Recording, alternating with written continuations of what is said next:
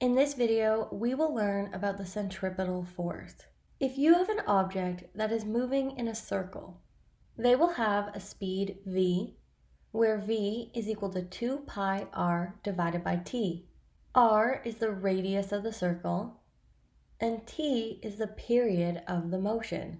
We also learned that the object would have an angular velocity, omega, where omega is equal to 2 pi divided by t.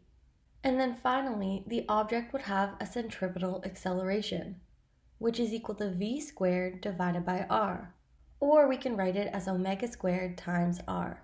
And now we learned that this centripetal acceleration is what causes the object to change direction. And we learned that it's always pointed towards the center of the circle. And now we had learned all this in the kinematics unit, but now that we understand forces, we can start looking at the net force of an object that's moving in a circle.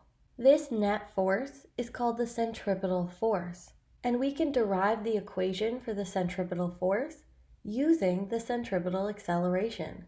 The centripetal force is the net force acting on an object as it moves in a circle, and we know that the net force is equal to ma. We can then replace the acceleration with the centripetal acceleration, which would be v squared divided by r. And that gives us the equation for the centripetal force, where Fnet is equal to m v squared divided by r. And now let's do an example. In this question, we have a 40 centimeter potter's wheel, which is spinning at 90 RPM. And we want to know what is the magnitude and direction of the net force on a 5-gram lump of clay that rides on the wheel 20 centimeters from the axis. Now the first thing I want to do is write what was given. We were told that the potter's wheel is spinning at 90 RPM.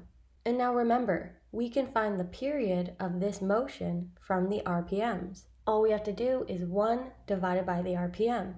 So we have 1 divided by 90. That gets us 0.011 minutes per revolution.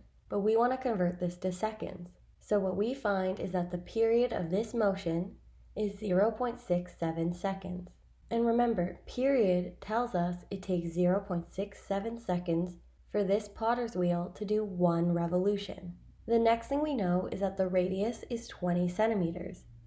I want to convert this to meters, so that would be 0.2 meters.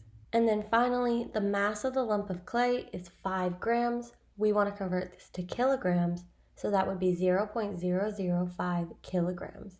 And now we're ready to solve for the net force. Remember, our equation was Fnet is equal to m v squared divided by r.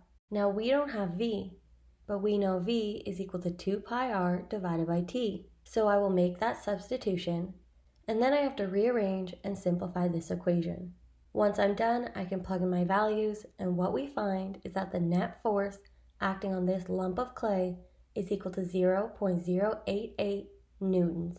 And now we were also asked for the direction of the net force, and you have to remember that the net force when an object is moving in a circle is always pointed towards the center of the circle. And that's the end of this lesson on centripetal force.